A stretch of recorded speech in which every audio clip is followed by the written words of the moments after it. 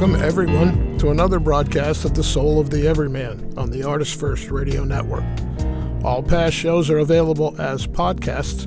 You can pick them up at ArtistFirst.com. Send us your questions and comments to dj@artistfirst.com. And here they are, Margaret and Michael Lines. Thank you, Z-Man. And yes, starting a whole other topic tonight. And why not? Why not? And I'm Michael Lyons. There he is. And I'm Margaret. And she's Margaret. He said that already. Mm-hmm. Well, that's the end of the show, folks. Thank you for listening. That wouldn't be a very moral thing to do, would it? To end the show like that? No. Before it's even begun. And we would never do that. But tonight, we're going to talk about a quote from really the, I guess, English writer and philosopher H.L. Mencken. And we came across this, it just popped up in one of these, social media things. And I thought, well, that sounds very interesting. I like the way that sounds. And they had actually paraphrased it slightly. And we'll give the quote in just a momento. But then I went and looked it up this evening because I like to, attribute things. And usually a good pithy saying usually has a somebody behind it kind of thing. Sometimes not, but most times yes. And so Mencken was the origin of this quote. And I thought that makes sense because Mencken is very pithy. But what we're going to talk about tonight is maybe two concepts that people do conflate or perhaps get confused in their own minds. When you are growing up, oftentimes one is conflated with the other. The two concepts are the concept of obedience and the concept of morality. And I can hear people, running out the doors because whenever you mention morality, people are like, oh, now they're going to be preaching about this. No, we're not going to do anything like that. We're going to approach it from sort of the philosophical point of view, which is what Mencken is doing as well. But oftentimes, especially when we're young, people tell us to do things, and if you say why, they say because I told you so. Mm-hmm. Because I'm basically saying that I have authority over you, and I know what's best, and you should do what I say. And so that can become sort of a point of either sort of, a capitulation. Yes, okay, I'll do what you ask me to do, or rebellion as you grow a little older. You say, no, I'm not going to do what you ask me to do. But you aren't getting to the central kind of crux of the matter, which is that the thrust of authority, or the power behind it, is supposed to be that authority is transmitting to you something which is right from at least someone's point of view. You're supposed to obey because the commands of authority are supposed to carry the weight of a just, a just command, a something which is correct to follow. The whole idea of having authority is that one is entrusted with authority. One is given authority in the sense to say that you shouldn't abuse it, that because you have been given, with great responsibility comes, or with great authority rather comes great responsibility. You have to, because those whom you command are supposed to obey by the strictures of society, let's say, that your commands should be based on a moral, just sort of a foundation. Okay, but that's oftentimes not the case, or many times you can look at authority and identify it as the proximal cause to great atrocity. There are many examples throughout history where people were, quote unquote, obedient to authority and created, and in doing so, committed grave atrocities. Things which we then have looked back upon through the eyes and lens of history and said, how could they have, let's say, done X, Y, or Z? And we can all think of examples, but I'm not going to go into them. So it is with any mature viewpoint, after you get past your childhood, you start to realize that authority and obedience is not a sure guide to correct action or to action which is in fact right. And so you as you grow into your maturity, you start to question authority. Everyone's heard that term, right? Question authority, because you're looking to probe below the surface order and find the justification, is there a morality here? And Mencken's quote, which I think you should read and take over at this point because I'm just going on and on, but Mencken's quote kind of pierces right to the heart of that. Okay. Morality is doing what is right, regardless of what you are told. Obedience is doing what is told, regardless of what is right.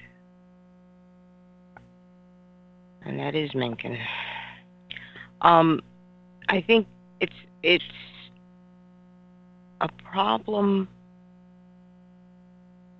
that only occurs to you when you begin to realize that you are part of a larger group of humanity, usually your family, and they have a certain code of behavior, let's say.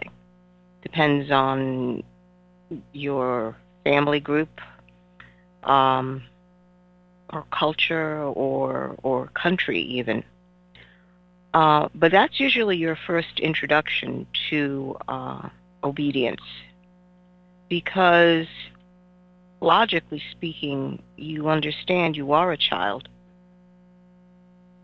and you don't know what is right in that moment, what is correct in that moment.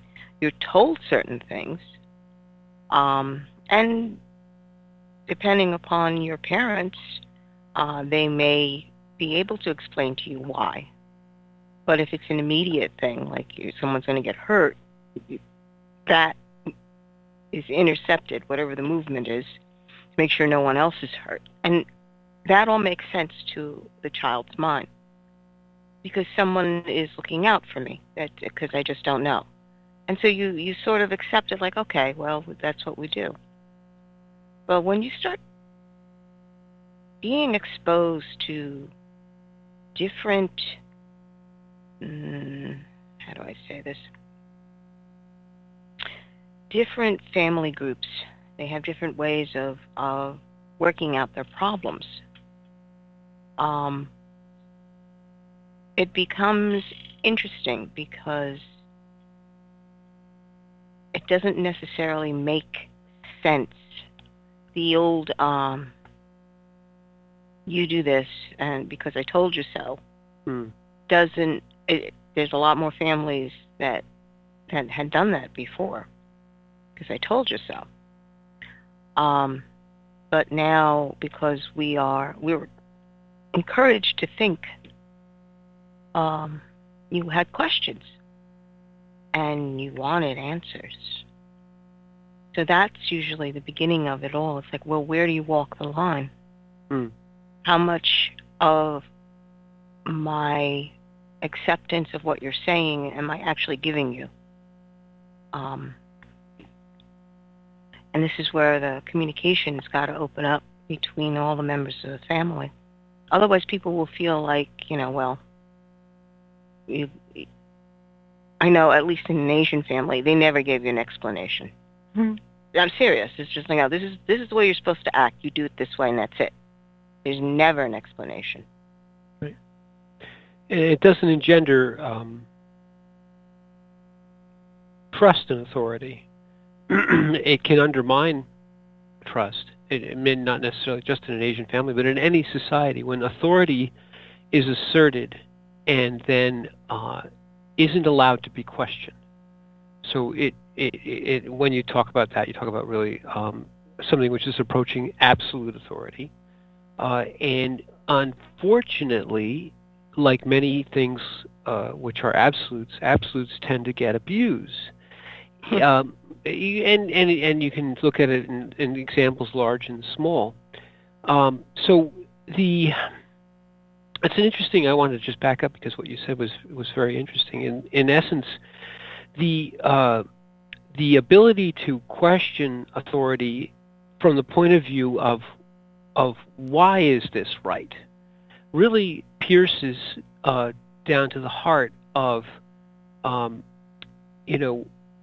not do this because I say so, which is really the appeal to authority, because I have the authority, I've been given the authority, but do this because it's right. Now, you can maybe perceive later that it was right, that without any explanation you see that someone was looking out for you, as you say. You shouldn't put a blanket on and jump off the roof. That's not right. You're going to get hurt, or somebody else is going to get hurt.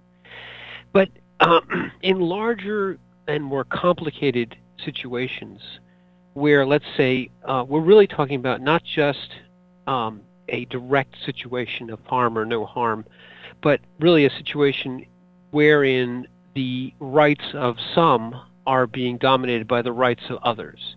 And rights are sort of a nebulous term, but let's just talk about, the right to your life. If your life is primarily yours, we all feel that this is my life, that I own my own life, that my life is mine to pursue. Authority may be used to curtail that freedom to pursue one's life.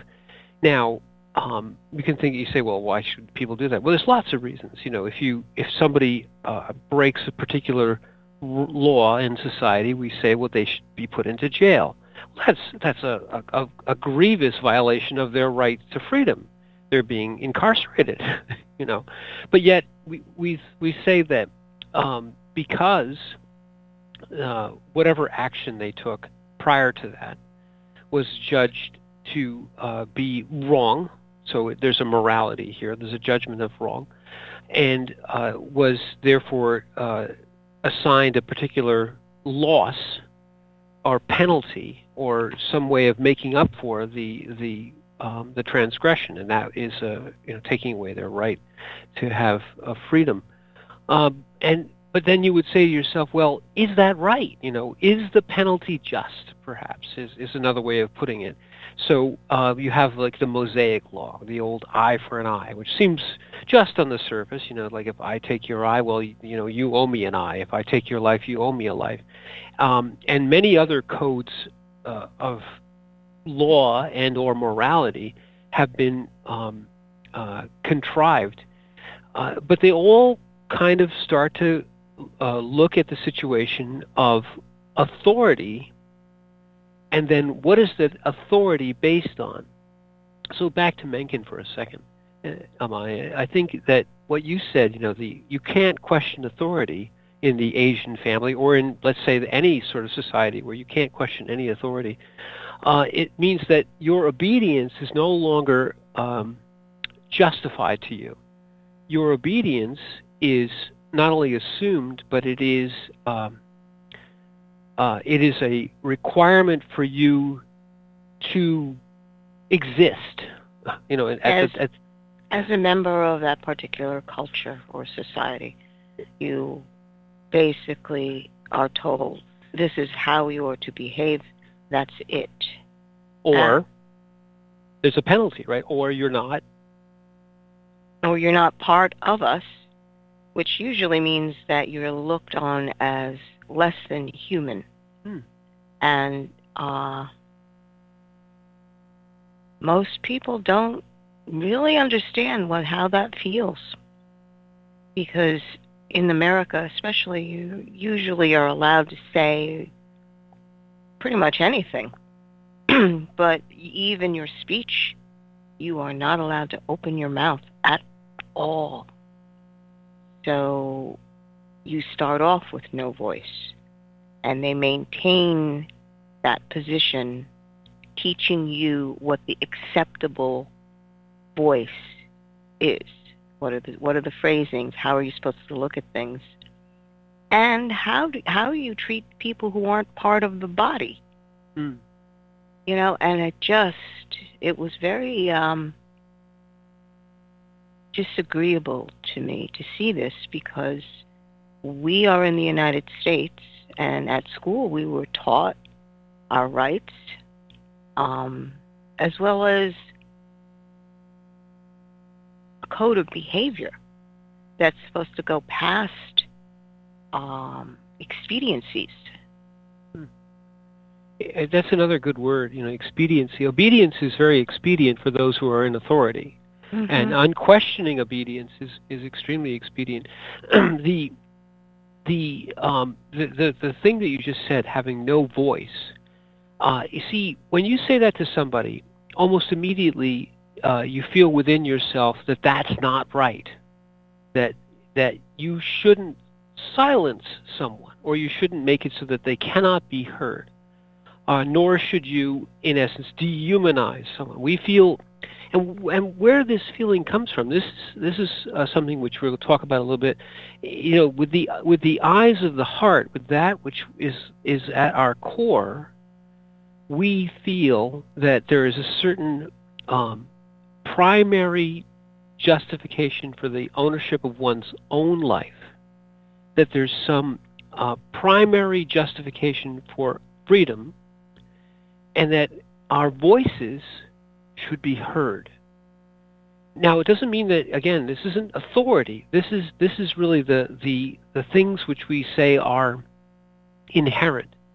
The phrase, we find these rights to be inalienable, is a good one. You see it read, of course, in the Declaration of Independence, but it doesn't need to be there. The inalienable rights of the human being have been identified by many cultures. The right to life. If you look at the Ten Commandments, thou shalt not. One of them is thou shalt not kill. It's a good one, because you don't want to be killed. Why don't you want to be killed? Because you feel that inherently your life is your own, and it is no one else's to take. So these. That goes all the way back. All the way back. All the way to where does your right come from? Right. And that's why the first commandment is, you shall have no other gods. You love the Lord your God. It's understanding that life is precious. That is the foundation of it. And the life that has been given to you is not your own. You didn't make yourself be. And that's something that usually blows people's minds. You're like, what do you mean I didn't make myself be? It's like, well, no, you didn't. True. You can't even control your own breathing patterns without having something take over to allow life to continue.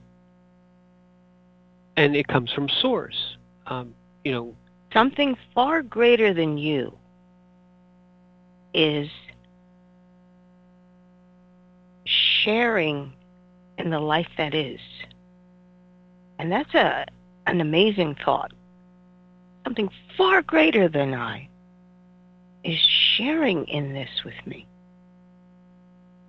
Well, and if we go back a little bit to, or digress a little bit to Tolle, we're talking about consciousness incarnate.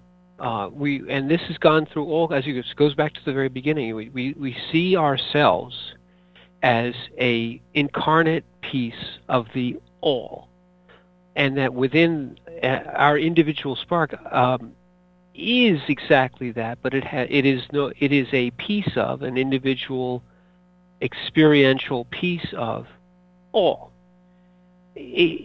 So that is, we feel it right at that moment, at that incarnation point, that it is precious, it is ephemeral, it is entirely owned by itself in the regard of it. We feel at our heart's core that we are free to act because one could say that without that freedom, you don't have true experience. If you're in any way controlled, even to the point of, and we've mentioned this in other shows, what God would make something which could reject itself? Well, there's no other point to make things except which can reject oneself, because without true freedom, they are no more than chattels, and making chattels wears thin pretty quickly. So the incarnation of all within a limited existence, but one which is completely independent, able to even reject all or to completely disassociate itself from the all, gives that incarnation a certain autonomy and also a certain what we would say an inherent right to exist. It isn't something, as you said, you don't buy it from anywhere. You don't make yourself be because you didn't exist prior to that, but you come into existence through some agency, and you feel inherently that you are in a unique, individual, independent life. And you recognize, we've talked about dreaming the common dream, you recognize that others within this space have the exact same, identical same right to exist. So the right to existence is foundational. It is really foundational to all other things, but then the first, or let's say the first commandment, or the first, is that you, as a right, as a individual existence, do not have any right to deprive existence or to in any way harm the existence of any other. That foundational principle, we feel when you say it, you're like, yeah, that's right. This is what Mencken is talking about. Morality is molded around these types of rights: the right to exist, the right for me to not be harmed by another's existence, and for me, it is be incorrect for me to harm another's existence. These It's a respect for life at a very basic level. Basic level. Mm-hmm. And when you question authority has to, in essence, find itself a foundational thing. Maybe not the right to life every time, but what you build on top of that which I own, because I have spent some of my precious life on this thing. You have to find the authority's rock, because if you're going to question authority has to say, yeah, I'm doing this because of this foundational rock, that what you're doing is incorrect, and it's incorrect because of this. If you can explain that to someone in so many words, your authority is then therefore just. Or at least what you're saying is just. Well, it depends, again, on where people happen to be with this, because for some people, power is the only thing. And as long as they have power, it doesn't matter if it's fair or not. That doesn't even occur to them, because they have power, and that's all they want is power. So it's if you look at it consciously, evolutionary, it's a very low frequency. And that's what's kind of interesting right now, is that the awareness of what you are capable of deciding for yourself, and are you supposed to decide for other people, in what capacity, and freedom for you to be able to choose is foundational. And that absolutely requires an acknowledgement by everyone. Or everyone that's down here who has to dream this common dream, usually that's a foundational thing. It's like, okay, you have a dream, I have a dream. You have a world, I have a world. We can explore each other's world, but you're not supposed to just take over and dominate because you happen to love power. In essence, when the love of power is there, the soul itself is just about dead. That's unfortunate and very sad, because your soul, there's so much that it has to give, not only to you, back to yourself, but to the world in general. You need soul for true creativity. Without it, you do not have it. Well, true. I mean, pack a lot into a few sentences there. The power thing is interesting because authority is a type of power. Obedience is, in essence, a acknowledgement of power. You say, you have power over me, and therefore I shall obey. So there's certainly a moral precept for obedience, but it also is rife for abuse. And what you just said prior to this is that if your only justification is power, that the singularity of this particular individual recognizes no other rights, no other individuals are my equal. Therefore, I have power over all. This is the absolute point. I'm the absolute dictator, ruler of the universe. It sounds funny, but that's what this is trending towards, and that the ability to command and to expect obedience is an exercise of power. So we inherently feel this is immoral. We inherently feel it's incorrect because that much power can never be justified. The power, the absolute power, is absolutely wrong. We feel that. It's this idea of the eyes of the heart. Your heart says no. No other being has the power. Has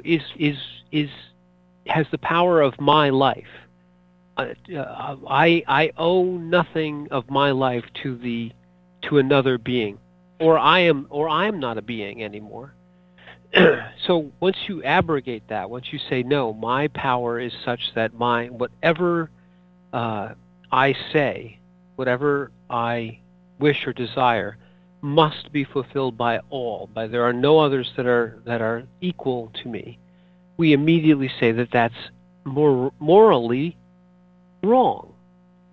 What makes us say that? What makes us say that is that we ourselves know that our existence is equal to any other incarnate existence, not superior and not inferior. And to the extent that we are inferior, you have to agree. You have to will yourself to be inferior. You're never inherently inferior. So that idea of absolute power, as you said, the soul is dead at that point because you no longer recognize any other being to be your equal. And that's the sad part, because at that point, you literally, your quote-unquote happiness only depends on whether or not you get your way. And the joy of life is no longer there for you. It doesn't exist for you, which is a very sad state of being, or non-being. Almost not being, right? You're almost at the point of non-being at that point. You know what? This is a good point to perhaps go into back to the studio, into that part of the being, and we'll come back on the other side. We'll talk a little bit more about morality and obedience.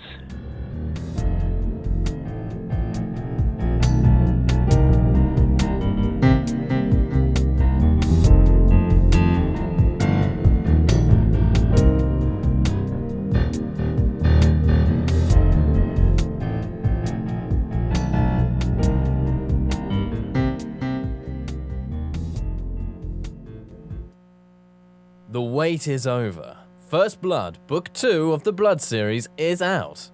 Your favorite bad boy thief, Dev, is back, and the beautiful and deadly Trey is right there with him. She is sharp, sexy, and full of surprises. Their adventures continue as a new power arises to threaten the world. The heart of creation is under attack, and time is definitely not on their side as they battle against their enemies' undead hordes. Can they unlock the hidden power that can defeat him, or will his forces draw first blood? Get all 3 installments in the series. Book 0, It's in the Blood. Book 1, Destroyer's Blood, and the new release, Book 2, First Blood, today. Available in ebook and paperback format on Amazon, Kobo, Apple, and most other fine e-tailers.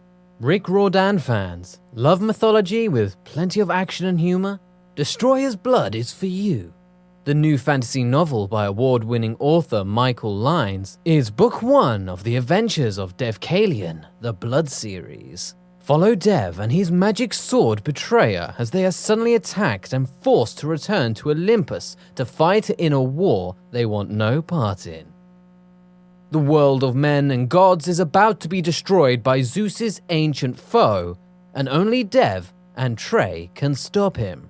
The conflict never stops, and the amazing twist will have you on the edge of your seat.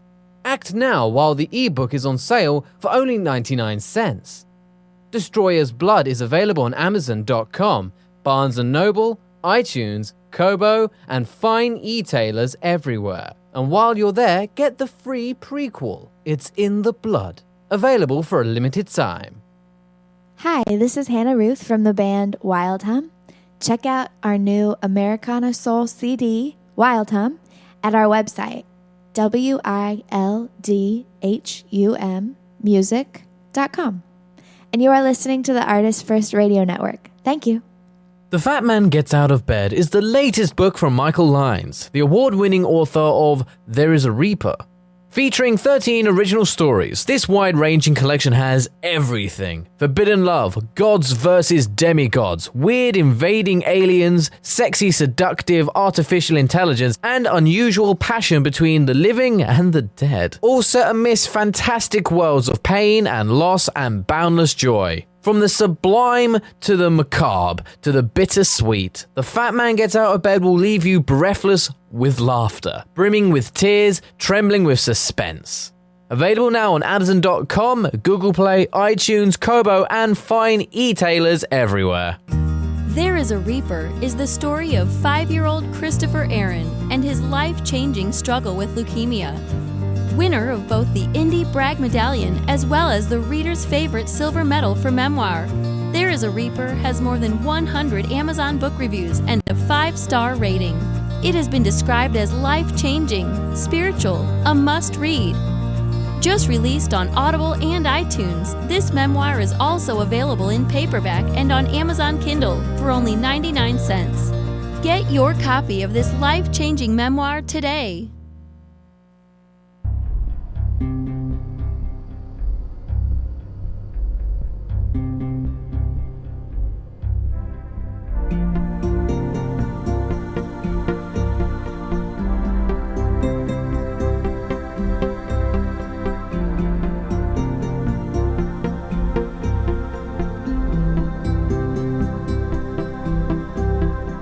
Thanks for joining us on The Soul of the Everyman on the ArtistFirst Radio Network. Back to your hosts, Michael and Margaret Lynes. Thank you very much, Steve, man. And tonight we are talking about morality and obedience, as fun as those two things are. But I think we've come to an interesting juncture, and I'll just sum it up from the last half hour. Obedience is really predicated on recognition of authority. In other words, you say particular, whatever it may be, is something I will agree to. In other words, obedience is a willful act of submission to whatever somebody says. Don't do this, whatever the don't do this is, and you say, okay. So there's kind of a byplay here, Margaret. You know, obedience itself is not something which exists in a vacuum, because you have to be obedient. You have to submit to authority.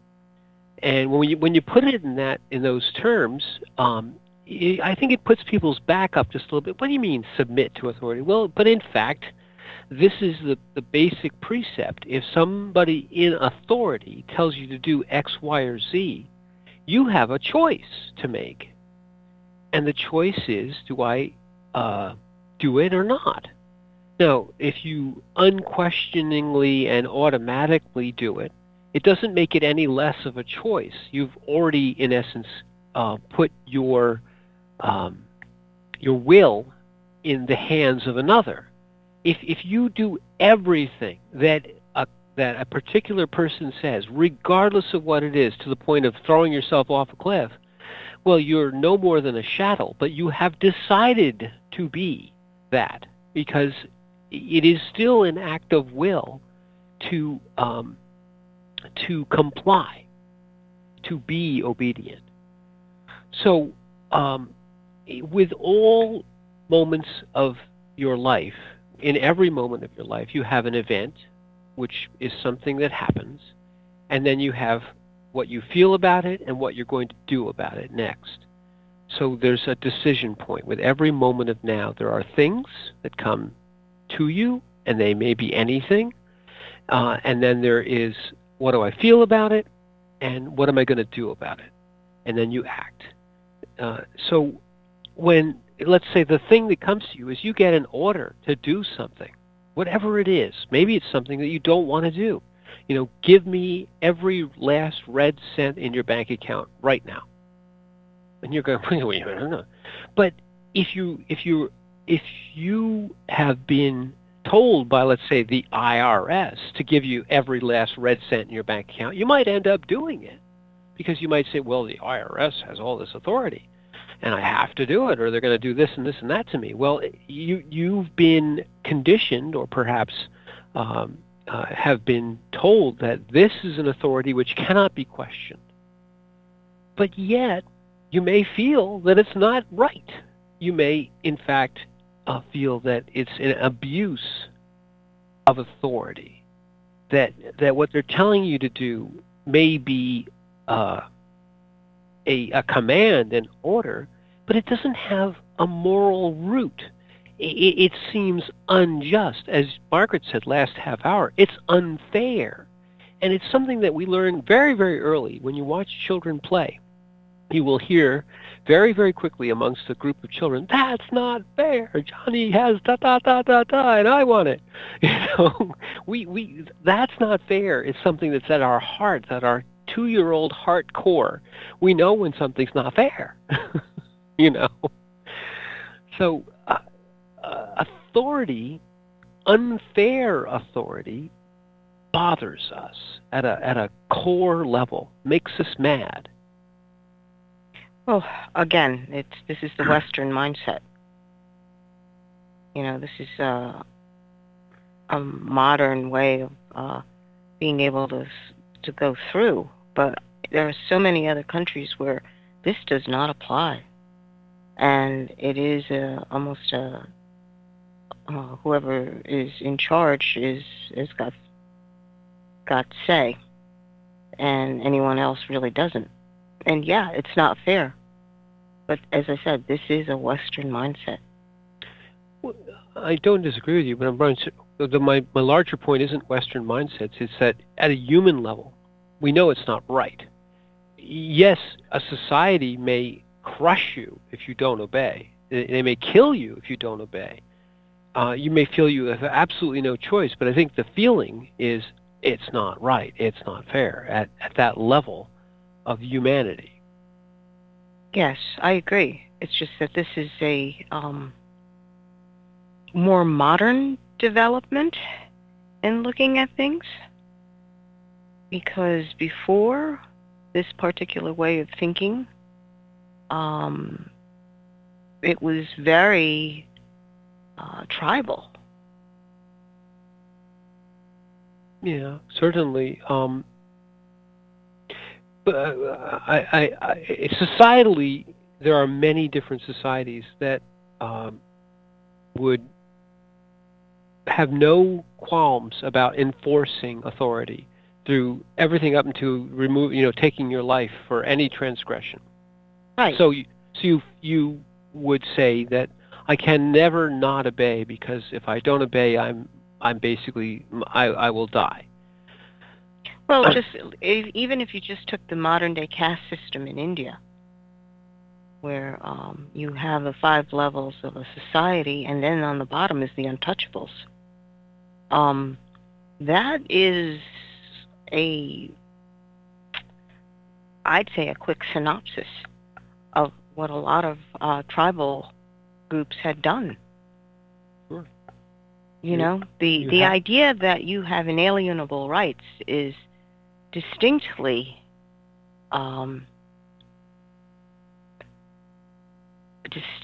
biblical. Yes. This is not because if you think about it, just in the many holy books that are out there, and the different religious groupings or philosophical ways of doing things, the concept that you have been given life, and because you have life, you are actually equal to everyone else, is a far cry from the state of societies before then. If you were in a certain caste system, and I believe in England they'd say it's your betters. This idea that there's always going to be someone better than you, and you're going to have to submit to them. It's something that I know we in the United States don't really think too much about, because we're so accustomed to being able to say or do anything you want to do. I agree with what you're saying as examples throughout. In other words, recognition of the basic moral principle that your life is your own is something which has come up in many different societies, many thousands and tens of thousands of years over the. It is constantly at war with this power, the power over power under your betters or your caste or whatever it is, part of humans oppressing humans. I don't want to. I'm not arguing with that these things have happened, and but the point that Mencken is making here is that the basic authority for one to oppress another is incorrect. It's immoral. It is doing what is told regardless of what is right.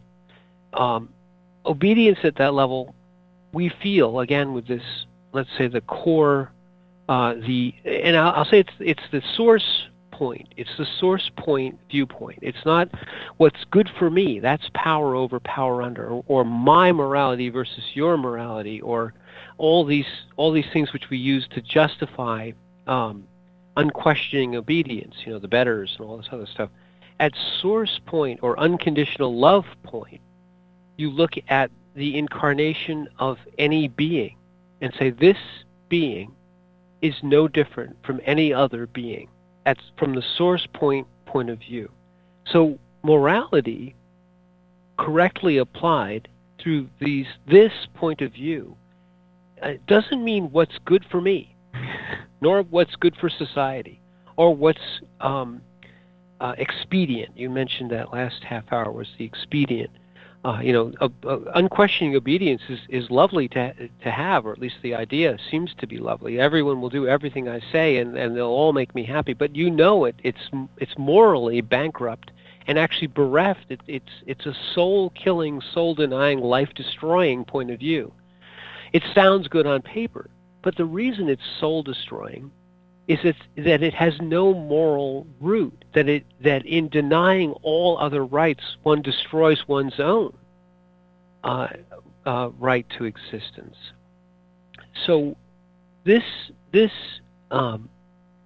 morality comes from source point. That's why when it translates back all the way to incarnate beings being equal to other incarnate beings. Why? Because we're all part of the one consciousness, and no one part of that consciousness is any greater than any one part of that consciousness. That's what you get back to. When you follow this back, past all the human power foibles, and realizing that each one of them is soul destroying. Each one of them is a nihilist point of view. You have to get down into the eyes of the heart, and then you have to get down and say, this isn't from my eyes. This is from the source point of view. It's really based in the unconditional love of source to that which is incarnate. A portion of source. Well, what I'd like to point out is that in growing up in and observing a couple different cultural differences, few of them, in fact, one of the things that I remember people saying is that when I had asked, well, why should I do that? And the response was, if you love me, you'll do that for me. Oh, I thought of that earlier, and I'm glad you brought that up. Thank you. So what I found fascinating about that was like, wait a minute. What are we talking about here? What does that have to do with me doing exactly what you want me to do? Oh, but if you love me, you'll do this. And that's when I basically went straight to Spirit, to God, and said, what is this? Because it doesn't feel like love, where you love so unconditionally, yes, of course, you'll do it, anything and everything. This was so sticky. And it did not feel like you should be using the word love. What is this? And as I basically was taught to observe all the conditions that are going on whenever this phrasing is being used, I sat there and I went, the motivation is just to get me to obey. It has nothing to do with whether or not I have to prove my love. But that's what they're using in order to manipulate. And I remember saying to myself, well, this is a lie. This is not what is real. This has nothing to do with a deep soul loving relationship where you would sacrifice anything, because that is the foundation of what you believe family is. This is a manipulation. And because I love you, I will not obey. Because that would allow you to disrespect me, yourself, and any honor you might possibly have for family. And I remember processing this, going, how do I know when I'm answering a call of unconditional love? Or is everything I'm seeing a manipulation at this point? And that's when internally I had to come to a point of understanding what heart true meant. Being heart true meant that there was no regret in the decision that I was taking, because I understood it was motivated by that unconditional love. And it may not make sense to anybody else, but for myself, I could sleep at night. I wouldn't have any regret. Their problems are their problems, even though they want to project it on me. It didn't matter, because it really had nothing to do with me. It was more of a distraction because they're so unhappy with their own void in their life, a hole in their soul. I mean, if anything, it makes you feel the hollowness to the point where all you want to do is force somebody else to obey, and then it's like, see, they're obeying, so you're okay. That's like, well, no. I love you too much to kill your soul that way. Even though it's going to hurt me, but I still love you that much. So I do not obey this. See, that's beautiful, because it's exactly right. Making the moral decision is making the decision of the heart true love, and it may be to disobey is the most heart true thing to do for themselves, for you, and for the other, even for the one who's being quote unquote disobeyed, because to obey them would to actually harm them even more. Right. They become possessed by this power hit, and their soul dies a little bit more and a little bit more. And I internally felt that even if I'm having a soul fight with this other person, at least their soul is alive and not dead. Right. And that was a hard decision to make, but I couldn't live with myself if I didn't do it that way. Because you had gone into the heart true, and that's where the heart true will bring you. By the way, again, the heart true, the moral decision, the heart true decision is not the decision that makes you feel good. It's sometimes the decision which makes you do the hardest thing you've ever done in your life and then some. It can be the decision, the heart true decision, which actually lets you willfully, joyfully give your life existence for another, because you realize that at that point, this is right, that this is the culmination of my existence, to give it for the other at this exact moment. And it's an act of morality. In what appears to be total sacrifice is actually not. It is a moral act of giving. It is a gift. And we know that because, again, you're looking at it from the eyes of heart true, looking at the eyes of Source.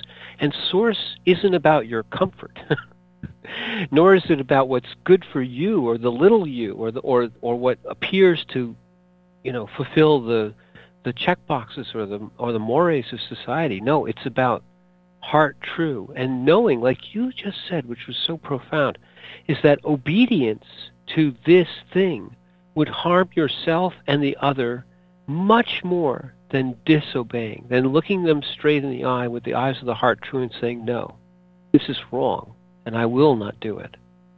Because that echo puts flight to the deception in their hearts, lays bare the actual truth, and gives them the decision to say, yes, you're right, or not. But you lay bare the deception, and you give them the opportunity to heal. They still may go on, but you're not going to aid and abet their destruction. You're going to say to them, no, I will not help you destroy yourself, nor will I allow myself to be destroyed. I will say, no, I will not obey. And in that incredibly courageous moral act, you give them the opportunity to save themselves every time. Yeah, you push them right to the edge. Right to the edge. They get to the point where it almost feels as if they just lose it, you would be gone, because the rage is so close to the surface that you're like, no. You just say, no, because this is not right. And even if it turns out this is my last breath in my body, I will not give in. You will hold to the right. You will do what is right regardless of the outcome. I choose heart true regardless of what may come. Because that is the only truth that embodies life. See, and heart true is never about consequences or outcomes. It's always about now. Yes. And so- You're either living in it or you are not. There is no in between. And you know when you must make a decision that way. There's never any doubt in your own being that this is a moment where you either stand or you do not. Right. And yeah, and that's really what it comes right down to, is even through all deceptions, and it is the courage, the heart, the true courage, which allows you to take that step. Yes. Well, I believe we have reached the end of our hour. We have. And the moral thing to do would be to sign off, so you better do that. All righty then. Well, I'm Margaret. I'm Michael. And thank you for listening.